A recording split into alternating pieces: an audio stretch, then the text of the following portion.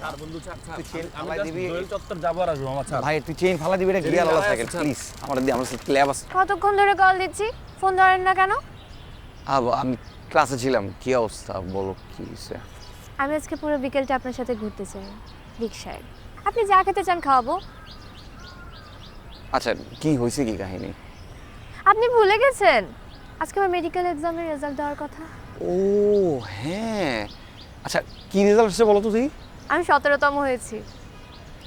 17তম? আলহামদুলিল্লাহ। মিঠুন তোর বলছিলাম না আমি একটা গাধারে বড়াই, এই সেই গাধা। গাধারে মানুষ বানায় ফেললাম দোস্ত। আমি গাধা আর আপনি হলেন গাধার শিক্ষক, ঠিক আছে? এই নিন অপেক্ষা বইটি। বইটি খুব সুন্দর, আপনার জন্য গিফট। এই এত ছোটখাটো ট্রিটে কিন্তু পেট ভরবে না। বসে কোথায় খাওয়াবেন ফিক্সড করেন। আমরা দুই বন্ধু পেট চুপতে একদম কবজি ডুবিয়ে খাবো। হ্যালো,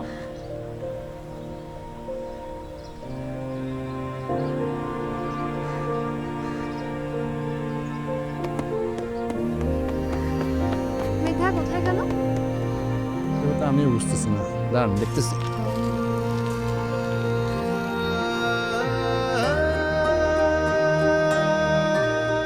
মেঘ ভাইয়া একটা ফোন পেয়ে চলে গেলেন, আর কখনো আমার খোঁজ নেননি।